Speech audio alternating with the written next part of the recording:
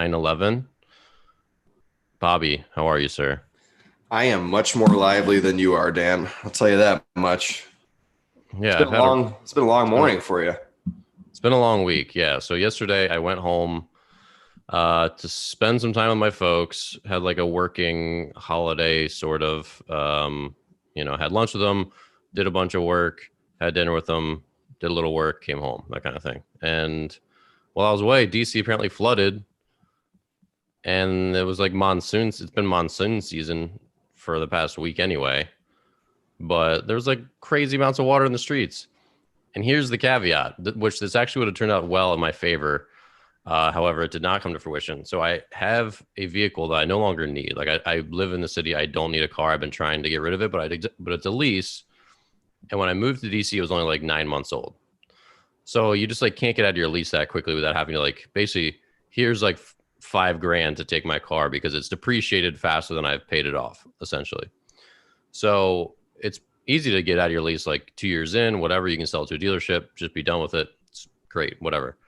But in my situation, I had to keep it longer. So I've been keeping this car that I've been paying for that I don't ever like. I saw it for the first time last week, and then since I kind of need it for the next 2 months, I got parking underneath my building, and I moved it into the underground parking garage literally yesterday morning, and then I go home, and then it's flooding, and I like the flooding was like substantial here in DC, and so I'm just picturing, okay, literally the day I moved my car underground, water's going to be pouring down and just filling up this underground garage. I'm going to come crossed. home and I'm going to come back to a completely submerged car, which if you have like full insurance, like comprehensive insurance, the car is just going to be totaled and you're going to get like a new car or it's going to be just done.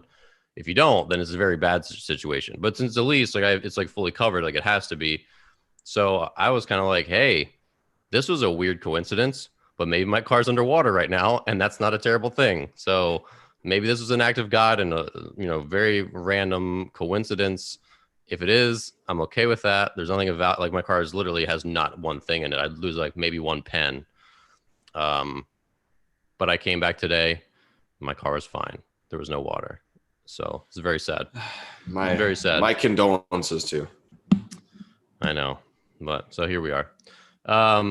So for those of you listening, thanks for being here. Apologies for Tuesday. Just had like a last minute snafu and just like wasn't going to happen. So here we are. Robert, what's on the docket today? Well, I want to talk player development today because I've been going at it, not on Twitter as much, but amongst some other coaches. Like everybody's preaching like development, right? Player development. You go to all these travel programs. You've got these young, coaches doing one-on-one lessons. Like it's all about quote unquote development. And as someone who's in the travel world, yeah, development's great, but how are we developing players? Like, what does that even mean? So my overarching question is, what does player development even mean at the youth level? Like, is it young players? Is it young players just playing the game of baseball? Are you teaching them individual skills? I mean, I just want us to let's start off with like young kids, and this is a little bit personal for me because I was like thinking about like, okay, if this was I'm about to have a kid, a son, how am I going to teach this kid baseball? Am I going to hit him ground balls? Or do I want him to play more baseball?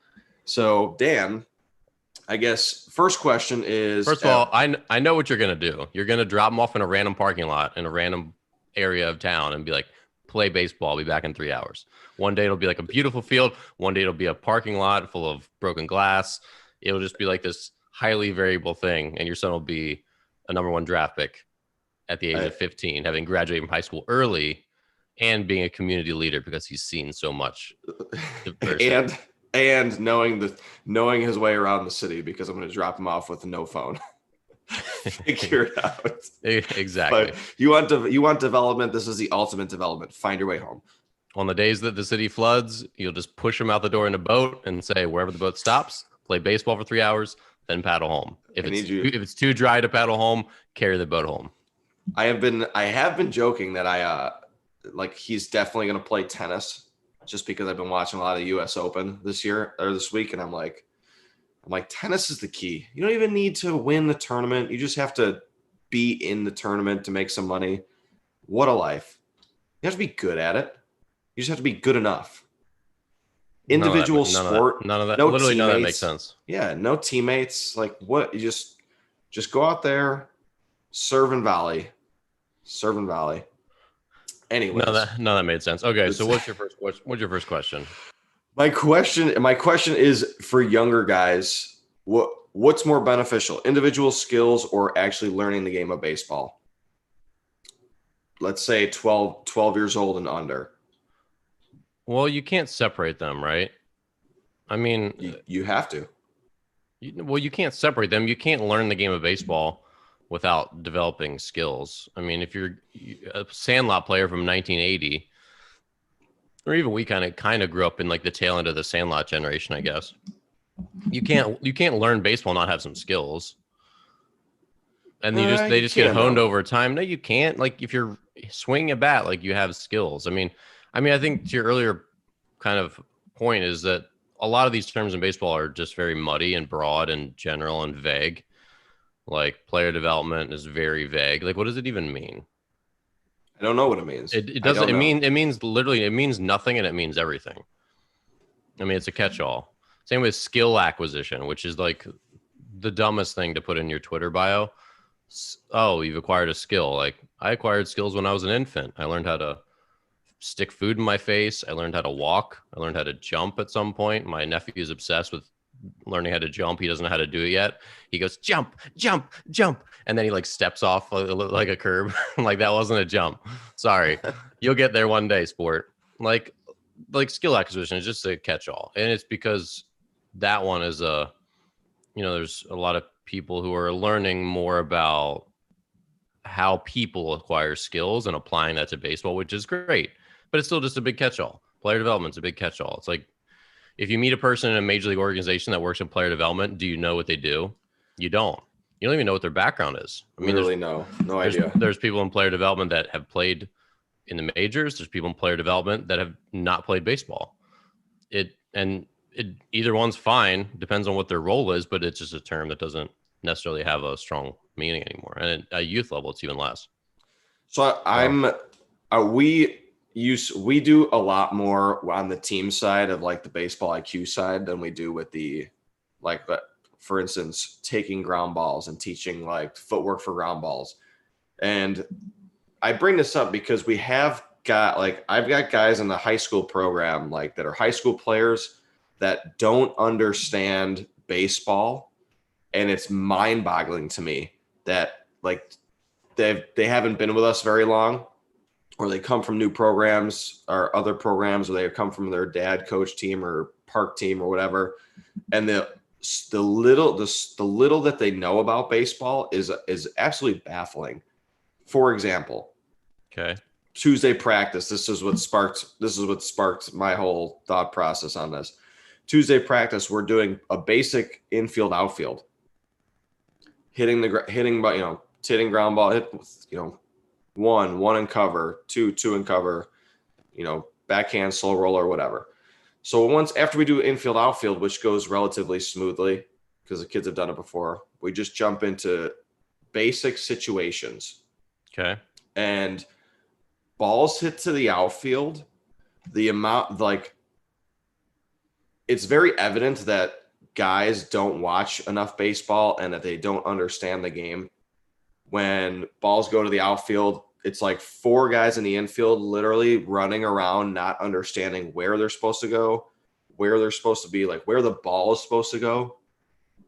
So we do a lot, hit the ball in the gap, double cuts. When we've talked about this before, double cuts aren't really a thing, right? Like there's not two throws, there's two throws, there's not three throws, the backup guy. Mm-hmm. But it's like you hit a ball to the left center gap and the shortstop instinctively goes out. And then you've got the third baseman who kind of like starts drifting to the outfield because he doesn't know what he's supposed to be doing. And you've got the second baseman kind of like standing at his position because the ball isn't on his side of the field. And then I've got the first baseman basically where he would be on a cut from the center fielder between second base and the pitcher's mound.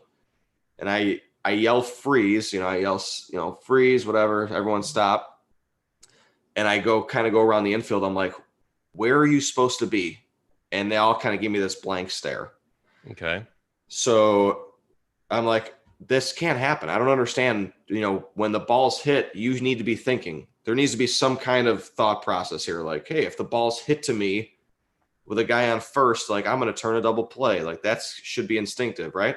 Mm-hmm. When the ball's not hit to you, you still have some responsibility. So back to the player development side, these kids have always been taught, ground, like right, left field ground ball, throw, like power position, pitching, whatever, hitting stance. None of them have been taught baseball at all. So what is more important, do you feel like? And I feel like the baseball portion of it is infinitely more important than the skill portion, because you're going to develop the skills the more you play. But the baseball IQ side, like you don't develop baseball IQ hitting in the batting cage. You don't develop baseball IQ just taking ground balls at a position with no situational stuff. And it's becoming more and more evident, like in the last couple of years that I'm seeing at the high school level, like these kids have no idea. And it's not their fault. It's not, we're not screaming and yelling at them like, hey, you should know this. It's more like I've taken a step back thinking, what are we developing with 6, 7, and 8-year-old kids? Like they just don't play baseball. Like these kids are being quote unquote developed because they go to their one-on-one coaches, right? Like the guys that do the private lessons, like, oh, they're, player development in their Twitter bio, player development. I do one-on-one lessons. You're not developing anybody. You're just practicing a specific skill. And baseball is so much more than that. So is this a yelling at clouds, like old man yelling at clouds kind of day, or? Yeah, yes. I feel like I want to just rant about people not knowing what the hell's how to teach baseball. Well, I mean, I think the question is when I still think you learn it heavily playing backyard baseball. Like the Sandlot wasn't a thing when I was a kid. Like there's no place we would all meet, but like you learn a lot in backyard baseball, and you learn a lot by watching baseball. Like we've talked about this, and I don't think that can be replaced because you just don't get the time doing it. And then there's a lot of dads coaching, and that's just like the way the culture is at the young levels, and it's hard to know and the thing is, I mean, even for like well-meaning parents who are coaches, there's just like a lot of stuff that they won't get to cover or they won't know to cover, and it's just different, I think, than it was. And there's so many more teams, right? So like the coaching is spread out. So I don't know what the percentage would be of how many people who played are youth coaches. Like I don't know. What do you think? It's 1 in 6. I don't know. Maybe less, maybe more. That's a guess. I don't know, but maybe more. I'd say there's more coaches that didn't play all the way through varsity baseball than there are coaches. So, well, if you could just like rework society, then like, what do you think would be the solution to this problem, or what's an actionable solution for parents? Because for someone who's listening, they're like, you're right, Bobby. Like I can see the kids like kind of don't know where to go. They don't have the instincts. Well, like I've got time. What do I do with my child to rectify this? I think it would be incredibly difficult in a one-on-one setting or a two-on-one setting to develop those, like that knowledge of baseball that these kids, I believe, are currently not getting. I feel like the actionable thing to do is to really put them in positions and play the game. Like let's actually play the game, whether it's wiffle ball, whether it's the fungo, a coach with a fungo doing situations, like to actually get the kids thinking about baseball, because they really do not think about the game. What's instinctive for myself and you and people that have, like, guys that know baseball, that played baseball for a long time, where I think, okay, like they should know this, like, guy on first base, double play depth. Like, how do guys not know this? They've never really been taught that. Kids have just not been taught, like, hey, double play depth with a guy on first base. If you're pitching, you communicate with the shortstop or the second baseman who's covering on a double play. Like that was another thing on Tuesday where we had a pitcher out there, and every single time we did have base runners. So every single time someone got on first, I'm yelling, "Who you working with?" And the kid pitching is like that. He's never heard that. He's never heard that phrase, "Who you working with?" Mm-hmm. And it's just mind-boggling to me. Yeah. So I think the first actionable thing is throw the kids need to be on the field. Sandlot baseball, for as much as might not be around anymore, you can still kind of incorporate that into your practice. If you've got a team, and most of these teams have 12, 13, 14 players on it, throw a team out on a field, throw some base runners out there, and actually let them work with the game. Like, see the game happen in real time in front of them, because you're just not getting that. Like, that we talked about it before. The kids in the Dominican, for as much as they, their skills, the Dominican shortstop probably takes 10 times the amount of ground balls that an American shortstop takes. And, by the time he's 10 years old, 12 years old, he's also probably playing 10 times the amount of actual baseball. Like, he's experienced things. He's experienced first and third situations, and he's experienced, balls in the gap, and he's got to go out there and do it. Whereas, like, we're yelling at kids on the player development side, on the youth side, I'm trying to teach baseball, and I'm yelling at kids, and then I take a step back and realize, like, they've probably never seen this happen before, and I'm expecting them to do it in real time at full speed.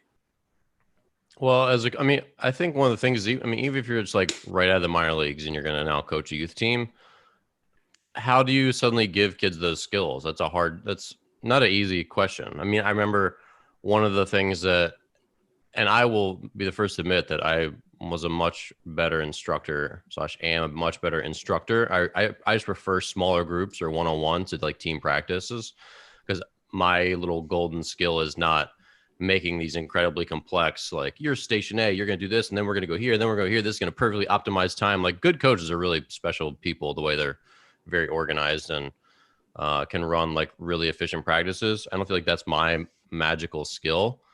But a lot of things that I felt like, for example, say you want kids to get base running instincts, which is something that they definitely lack.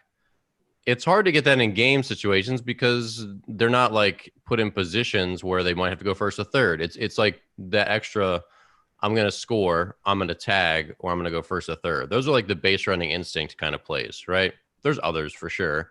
Also like reading fly balls, but you kind of have to, if you let kids play, they don't put themselves in situations to have to like do that all that often, right? Like, if you have just simulated games, how many first or thirds are going to come up in that situation? So for us, like, and this isn't like groundbreaking by any means, but I would either put a coach in the outfield, or I'd be in the outfield, and I'm going to hose these kids at third base, or, be like, hey, you have to steal within 4 pitches, and I'm catching, and I'm going to like throw a missile, or our catchers are going to throw bazookas and get them. So it just puts them in a position where they like need to risk being out or not. Whereas if you just let them play, they'll do what they've always done, right? Like, they're not going to just automatically go when they don't feel like they're safe. So it's like, hey, watch me. Like, we're going to hit fly balls to our coach in right field. You're going to be on second base. You're going to tag and go to third. Watch his first couple throws, read how deep he is, and you have to go within a couple or whatever it is, right? It's, when you can control a little bit better, obviously it's way easier to hit a ball to the right side and make kids go first or third, put someone with a strong arm in right field where they can consistently make throws. Again, I think the coach is good for that. And just to be like, hey, you got to read this. So if it's in front of you, more towards center field, you can see the ball a little bit, right? If it's behind you, how hard does it hit, right? If it's hit over your head as a runner on first, like over the second baseman's head, it's going to be kind of a line drive to the right fielder, right? So we're kind of like helping them pick out which balls off the bat they think they can probably get to third on, right? So I don't know. We would do stuff like that, but we didn't have time for that all the time either, because you just don't have that many practices. That's the other challenge.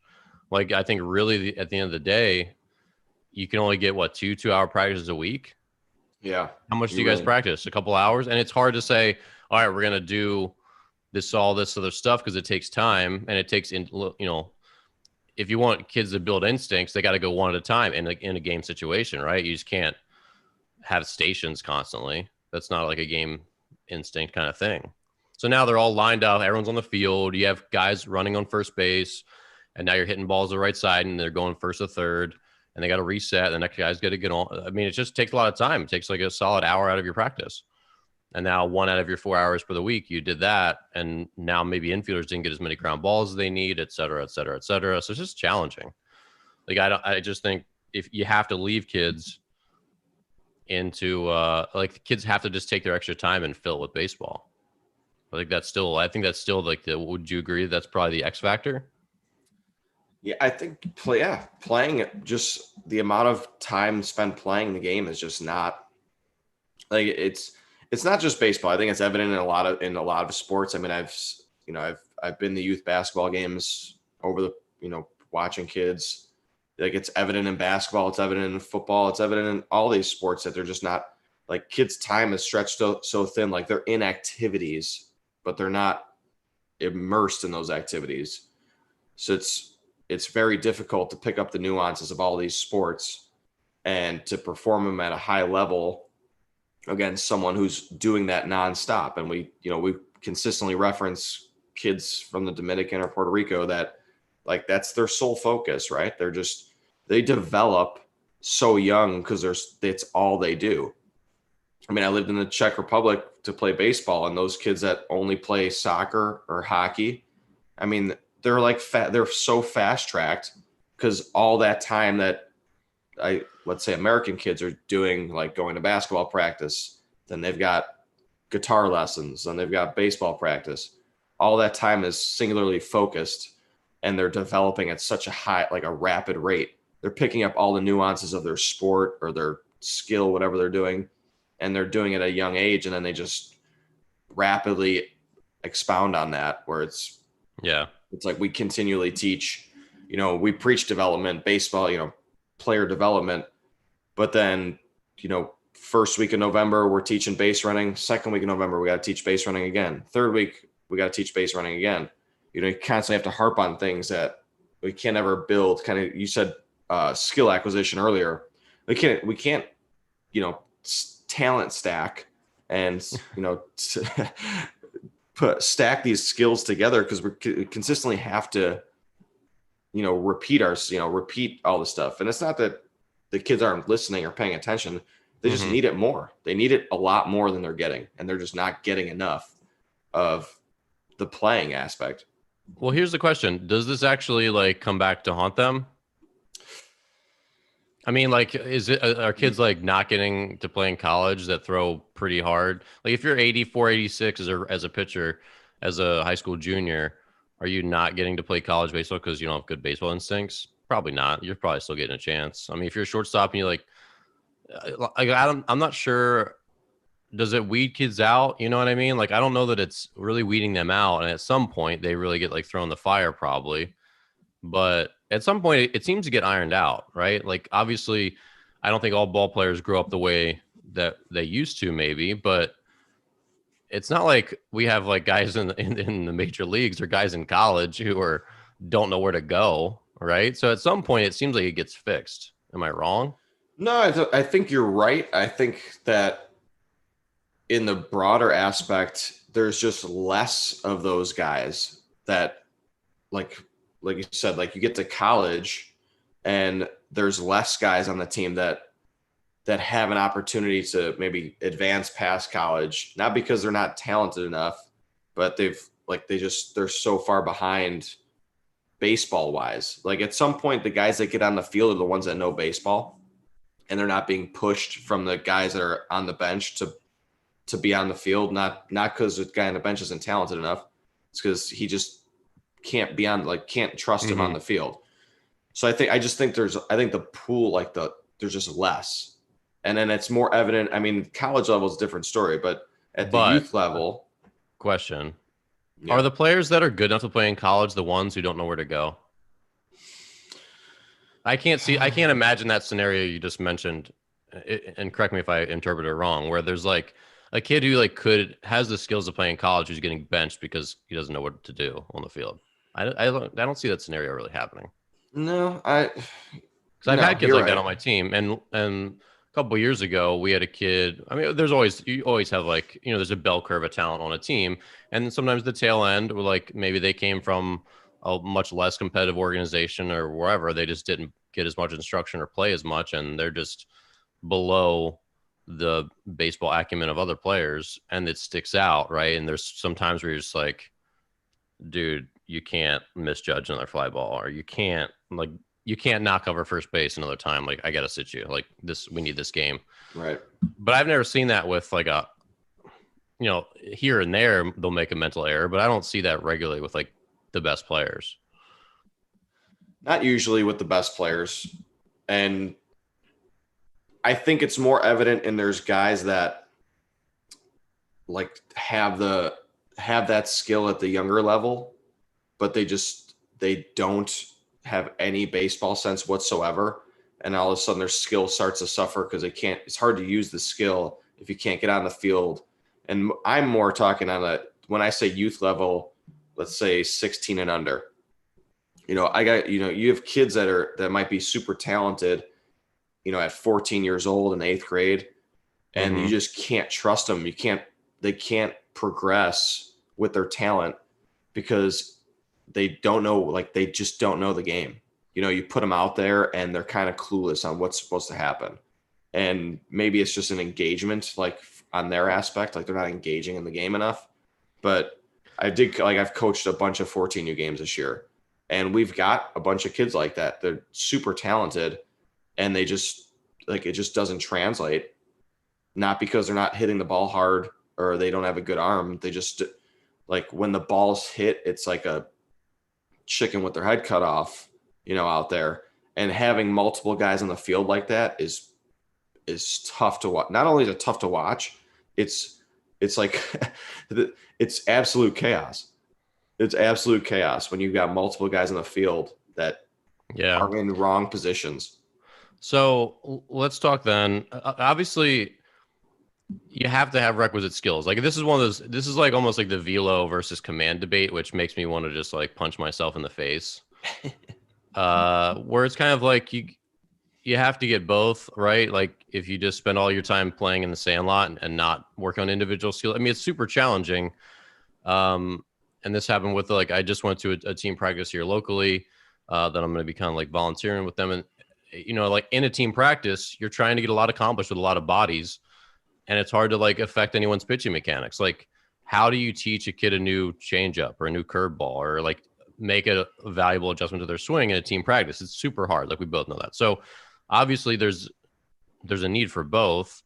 And back in the day, it seems like you just figured it out, right? Like for me as a pitcher, I learned pitching mechanics from, I remember one time we all met at our coach's house and we like went over the steps of the windup in his living room.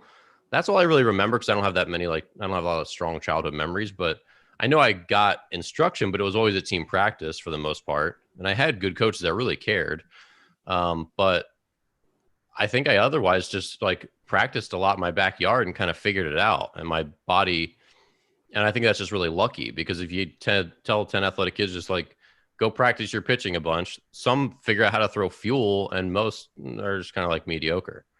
So, and we've got a lot of good questions in YouTube today. So I appreciate everyone who's watching. And so, well, let's mention here. So Steve from YouTube mentions that they go to 3.25 hour twice a week practices, and they do their last hour scrimmaging, 4 pitchers throw. And he said the kids really like it. That's a long competitive practice. And I think that is a really good way to do it, where every time they get to compete and, you get your reps in, you get your skill work, and then you play some actual baseball at the end. Is that kind of how you structure yours?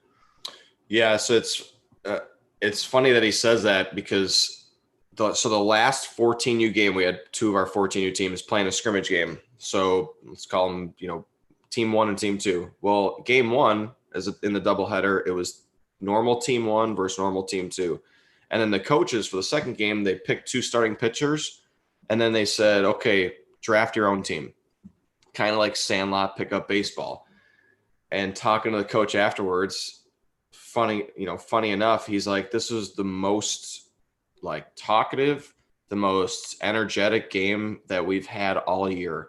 He goes, and it was just because they got to pick who was on each other's team. They Mhm. were, talking back and forth with each other. Like it was kind of like a throwback, right? That's why Of baseball was fun as a kid. That's why we would go do it outside. right. But But kids do it's that like in they video don't games know that, instead. right? Yeah, Like it's super these kids, fun. they didn't know that until like the coach actually had to structure it that way and said, okay, like draft your teams and go play. And Yeah, it's it's like great. it was just unbelievable the difference in, and we just like, how do you do that? How do you replicate that? You just let them do that all the time? I would love for them to do that all the time, honestly. If there was space, and I live in a crappy weather city, 9 months out of the year, so it's not like we can be outside all the Just time. the worst. Yeah, has it It snowed really, there recently? it's actually raining right now. It'll snow soon, but you can't do that inside all the time because you can't. There's just not baseball fields domed in Chicago. Hmm. Uh, but when they're outside like that and you get the chance to do that, like you can just see how competitive, like it's in there. It's not like the kids can't do it or they don't want to do it. They just haven't done it. They don't know, like they don't know that they can do it. They don't know that Yeah. it's a thing they can do.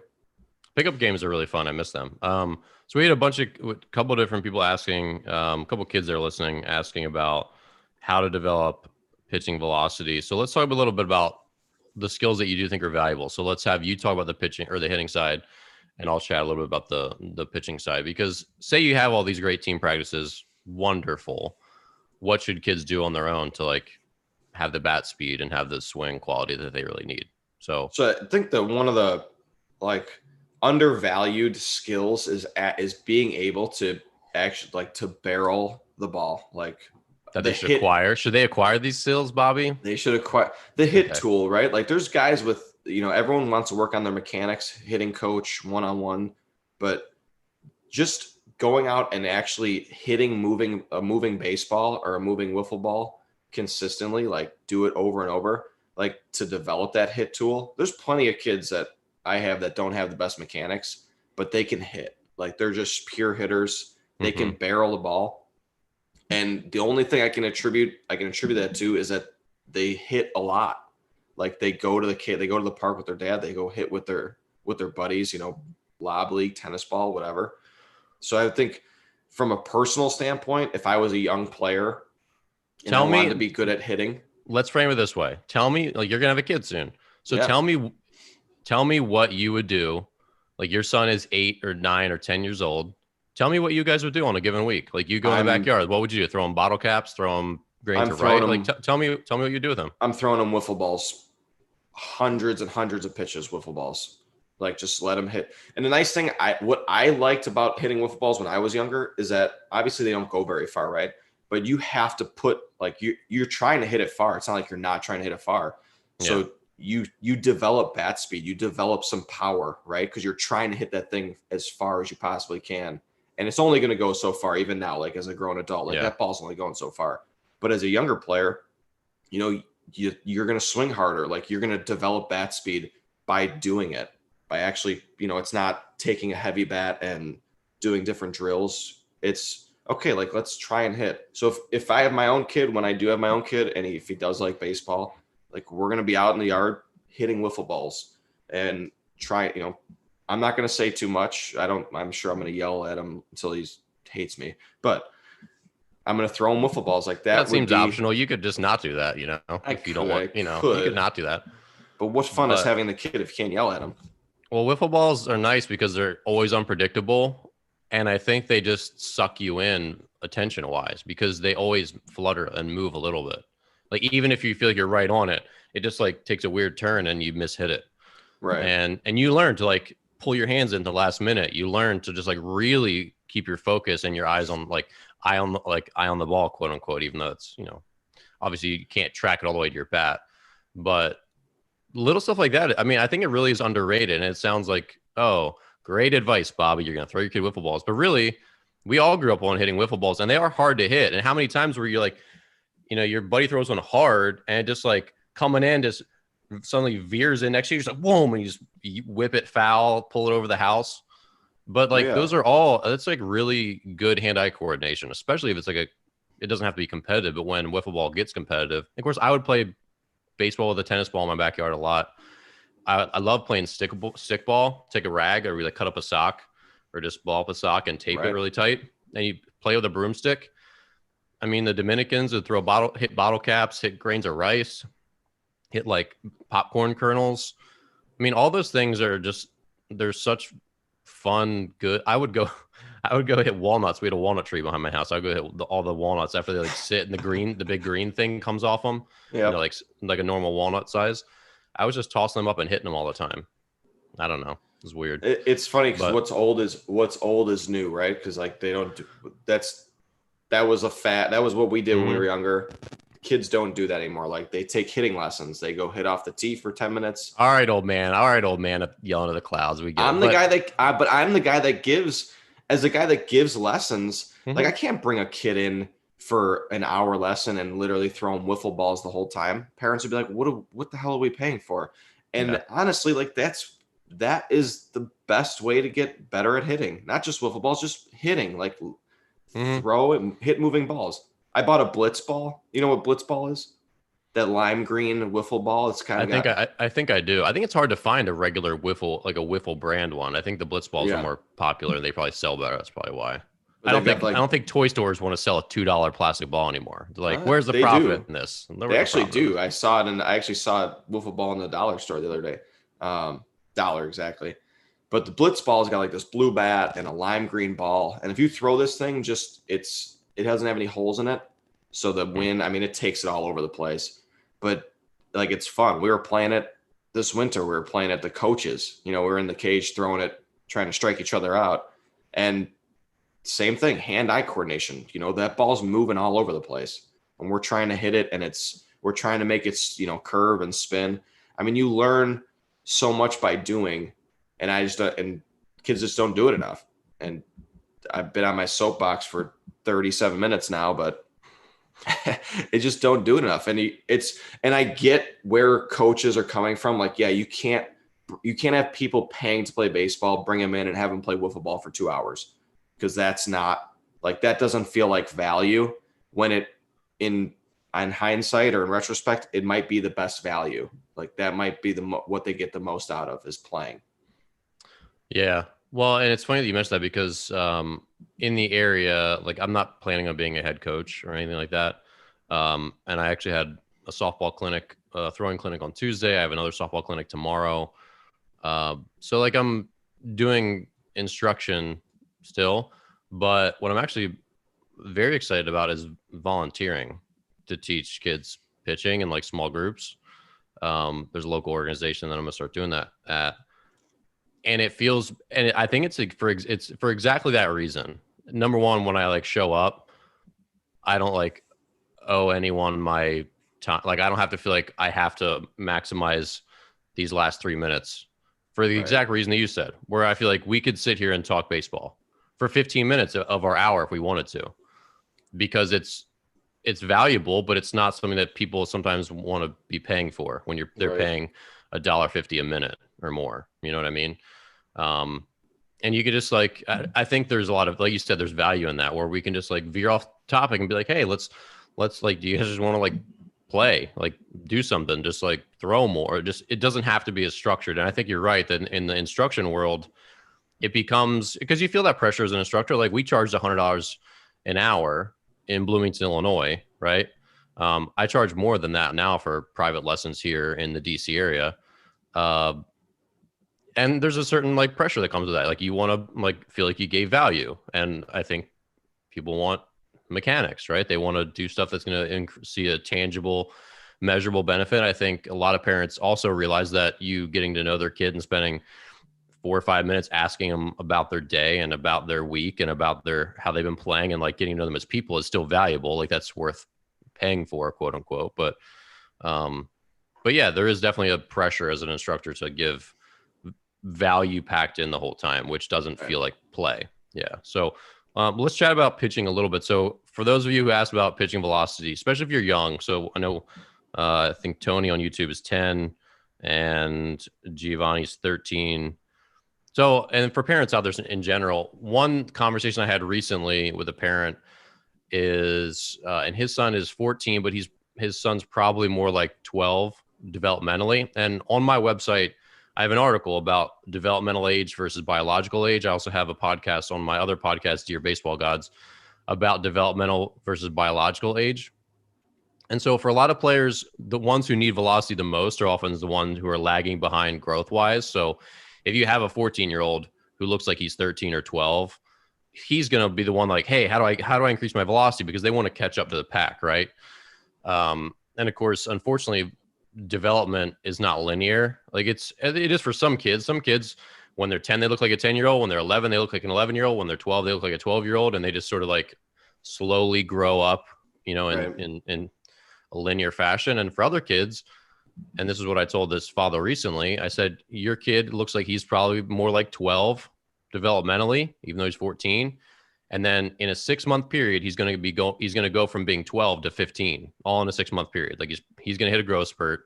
Like, and I wasn't telling him anything he didn't probably already assume, but I've seen this, and Bobby, you've seen this, is that I've had a lot of kids that go from 12 to 15 in a 6-month span, essentially. Yep. Or 14 to 17 in a 6-month span.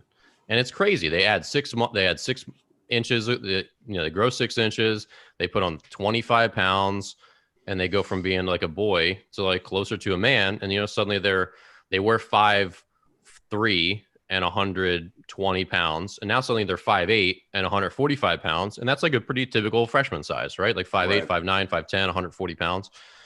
And they catch up really fast. And so, but unfortunately for the kids that are younger that have that, they're like in that developmental plateau where they're just stuck. They're not growing. They're not hitting puberty yet. It's really hard to squeeze extra miles per hour out of them. Like you can't force nature. And so really what you do is you try to, let's develop good mechanics, and you want to just try to like have a lot of fun with them. Like they just want to really love the game and learn to work hard.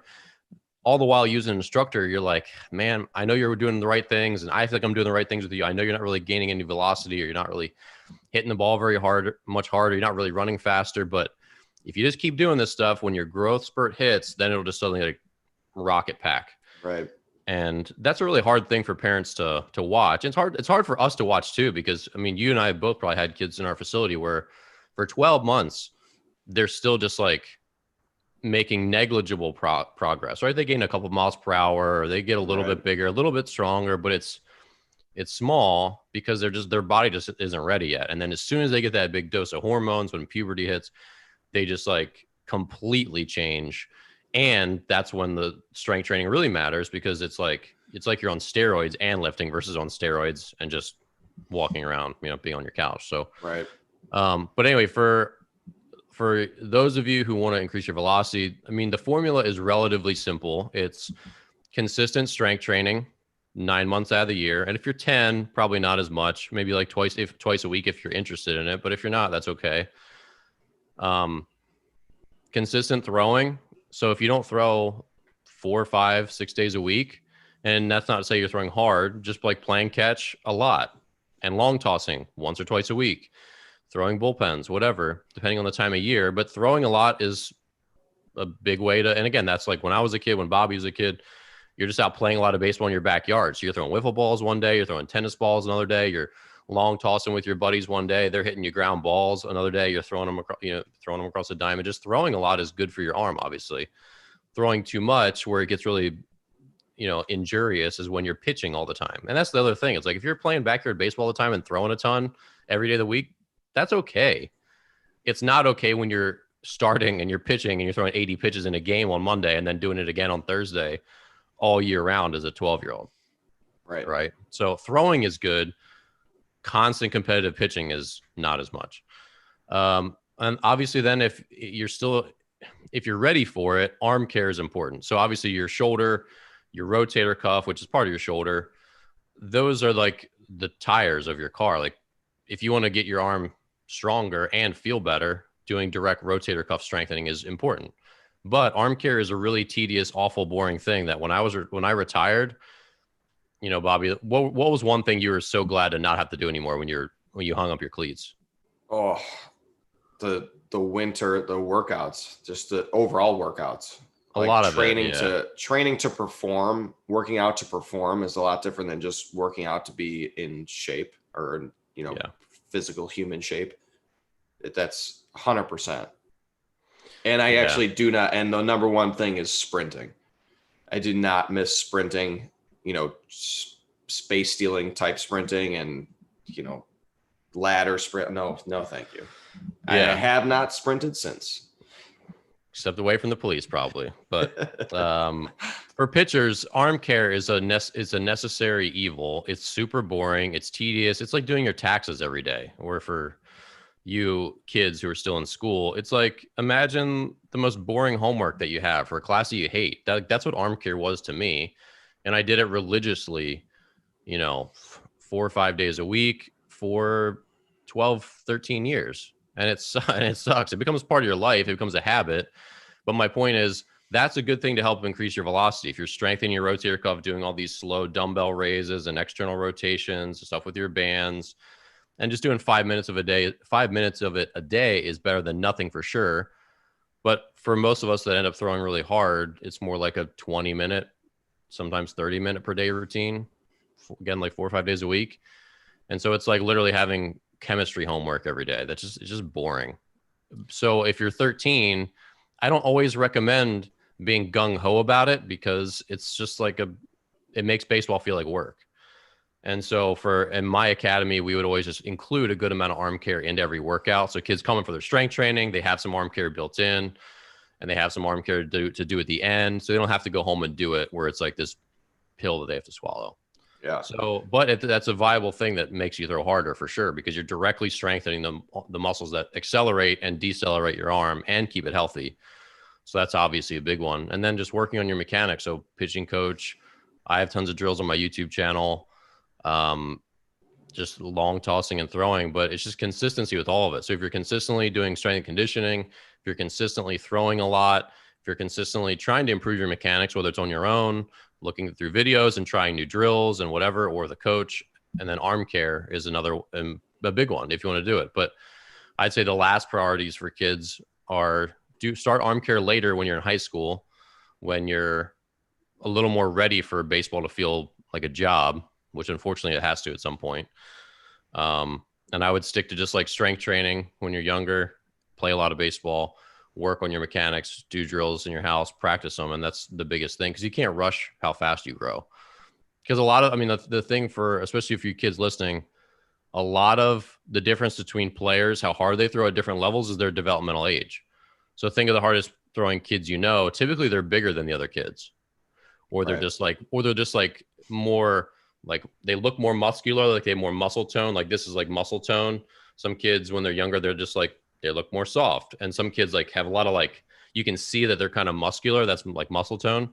That just means like their body's kind of like more mature, even though they might not be way taller than everybody else. They might not be way bigger, but they're still like almost like a mini grown up kind of. Right.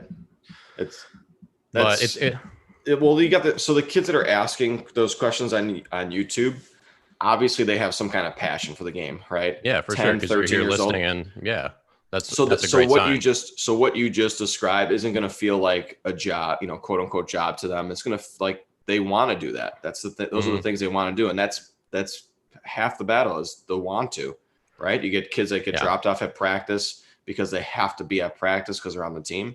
And you got kids that are dragging their parents out the door. Like, hey, we've got practice today. I just listened to the podcast, Joe Rogan's podcast. He just had Mike Tyson on recently. And Mike Tyson, I don't realize how old Mike Tyson is. He's like 54 now, but he's fighting again. He's got a fight coming up in November with Roy Jones Jr. And Mike Tyson, if you're younger, you probably don't remember or even know who Mike Tyson is, but arguably one of the top heavyweights of all time, boxers. And he said something that was interesting. Joe Rogan asked him how often he spars, and sparring is, you're fighting somebody else in a practice setting. And he asked him how often he spars. And he's like, I spar every day.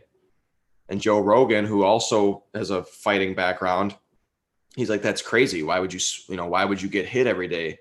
And Mike Tyson is like, he's like, how do I know how I can get hit or how not to get hit if I don't do it every single day?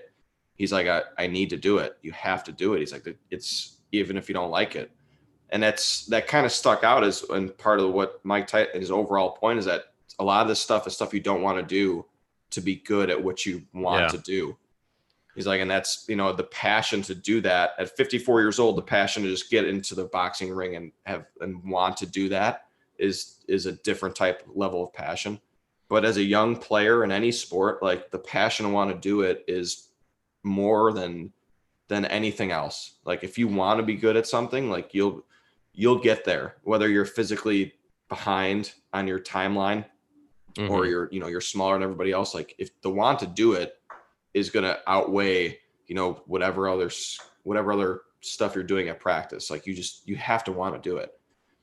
Yeah. And so two things there. Number one, for kids and parents, doesn't matter. I don't have to keep talking. I don't have to keep prefacing it with that, but the big thing is habits. So like for Mike Tyson, that became a habit at some point where he's like, I need to do this every day. And then he stopped having to think about it once it was a habit. Like he didn't have to think about whether he was going to spar that day or what he was going to do, like what kind of things. He's like, I know I'm going to spar today. So he just like shows up and he's ready to do it. That's the other thing with pitching drills and with arm care. At some point, like you have to want to dedicate yourself to building that new habit, but then you have to just create the habit, which is, all right, I wake up or whatever, I have a consistent time. Like I always do my arm care in the morning for 15 minutes. And then you don't have to think about it. And that's how you can grit it out for 13 years, even when it's kind of miserable, because there's just like a thing that you always do, like brushing your teeth. Like I personally honestly, I hate brushing my teeth. I also hate showering. I shower every day because I'm a normal, clean human, but I like kind of hate it. I'm like, I gotta go shower. It's annoying. I mean, But you still, there's a lot of stuff that you just do. So if you could like cleaning the dishes, like is something you have to do as an adult, something you have to do. Otherwise you just have a pile of dirty dishes. Which I glance around on my places needs to be cleaned. But the second thing is self-discovery. Self-discovery is important. So the best players in my academy, there are multiple. I mean, we saw lots and lots of kids. There are lots of different personalities. But one thing that was common amongst all of the best players is when they would come and ask me something, especially a pitcher, he'd be like, hey, Dan, they would have already searched. So I remember this is one specific example of a kid who's at a Division I right now. He came up and he was like, hey, Dan, I was thinking of doing, I can't remember exactly what it was, but I was thinking of doing this new thing in my routine. I was like, I was going to add this or add that. He's like, what do you think about that? And I was like, Nick, it sounds like you've already made up your mind. He's like, yeah, but I want your opinion. And my point is that he didn't come and ask me, hey, Dan, like, what should I do between starts? Because again, I don't remember the exact topic he was asking me, but he had already done his own research. He had already been pondering this question, searched all over the internet, searched wherever, and then also brought it to someone that he trusts, which was me. That's consistent with people who are really good because they're just searching for the answers. Like for me, I was always doing the same thing, trying to find new pitching drills on the web. Back when I was in college, I was doing pitching drills in my dorm and in my house, my off-campus house all the time. And I was just like searching, and there wasn't that much on the web. I had to buy like pitching books. Like there wasn't as much out there, but I was like always searching. And then I would also ask my pitching coach. It wasn't just like, hey coach, what should I do at home? And you're just like, I'll wait. It's like, all right, hey coach, what else? It's more like, what else can I do? So, but then self-discovery is the other important thing. When you do stuff consistently, you just start to figure things out about it. So like when Mike Tyson's sparring every day, he's discovering things that he can and can't do. He's discovering new nuances of his fighters or his opponents that he didn't realize before. There's a lot of self-discovery. It's like if you don't know what to do as a pitcher to get better, just like grab a bunch of videos from my YouTube channel or someone else's YouTube channel or wherever that seem like they might be good for you, and just go do them. And then you'll start to be like, oh, when I do it a little bit different, it feels a little bit better. Or when I do this, that seems to make the ball go farther. And when you're long tossing a bunch, oh, when I try to like really reach out, I can like throw it a little bit farther. That's all self-discovery. And that's all stuff you start to figure out over time. And there's still a ton of that, even as a grown athlete. Like you learn how to throw the ball a little bit harder sometimes. You just know. And no one ever taught you that. You just like figured it out because you're doing it so often that you just start to like get a feel for what your body does. So self-discovery is a really important thing. And the more you're doing stuff consistently, the more you can get that. So, yeah. I couldn't agree with you more. It's definitely like it's trial and error, right? It's learn what works, figure out what works for you, and and run with it. And then if you've got the passion for it, you're going to you'll have success to wherever your talent will take you. Like you're not going to be a big leaguer if you're, if you're 5'1" and 100 pounds and you never work out, never get in the weight room just because you like baseball. But that's also, that's part of the overarching, toolbox, like the passion to want to be good at whatever you're doing. Yeah, for sure. And the other thing that's important about practice is allowing kids to have some of that self-discovery. Because like in the lessons format, kids are always there for your answer, right? Like, okay, what did I do wrong? What do I do? What do I do? What do I do? Or a lot of times I'm like, what do you think? Right. What do you think you did wrong? It's not that hard to figure out sometimes, right? And helping kids build that self-confidence to that, like, and understand that self-discovery is part of it. So it's like teach them something like, just, hey, go do it. I'm not going to watch you. Just go do it. And the kids that are really focused, that really care, they'll be considering, all right, and there's no adults watching me. There's no one who's going to coach me. So, but he told me what I should be doing. So let's see if I can make it happen. So having some of that unstructured stuff at practice is important. And in backyard baseball, it's all unstructured, right? Like, right.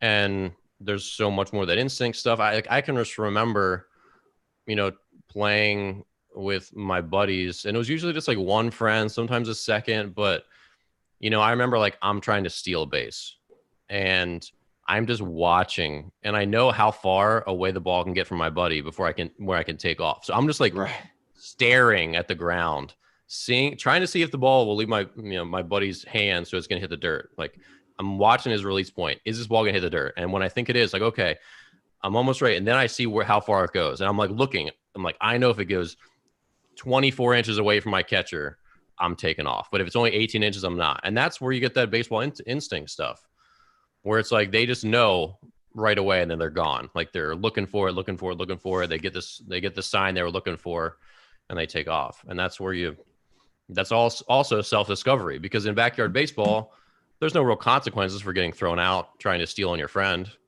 except he wins that game and you're pissed about it. And so you learn to take that chance. And then over time, you're like, okay, I know how far a ball has to skirt away from the catcher for me to steal second base. And it's just a thing. And you're like, oh man, that kid's got great reads, great baseball instincts. How do you build that? Well, he built it because he was like trying to steal second base for, with a ghost runner. Yeah. Hundreds of times.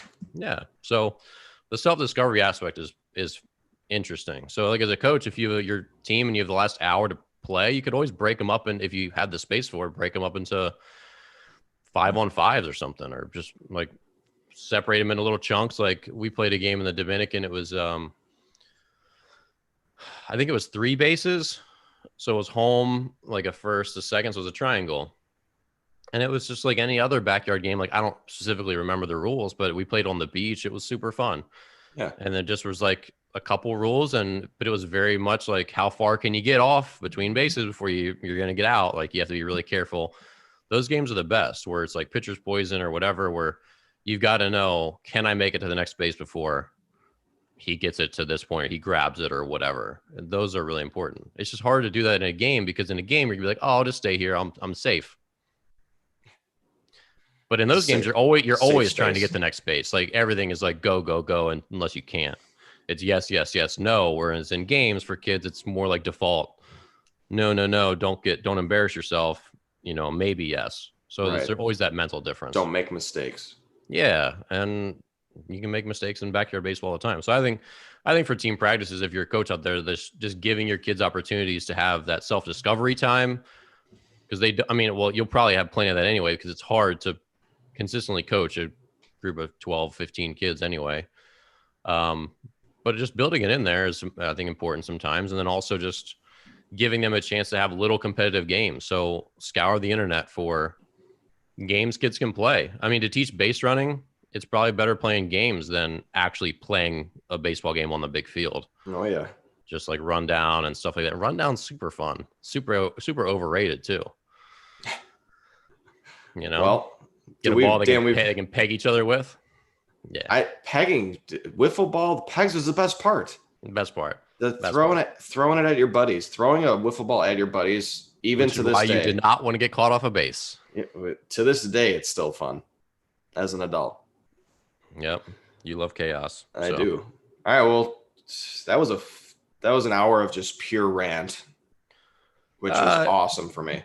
Moderate rant. Well, I'm glad you got out of your system. I'm glad I made it back on time because I was trapped at my parents' house and took the train home this morning quite early. So I made it. But thank you for being here. We appreciate you.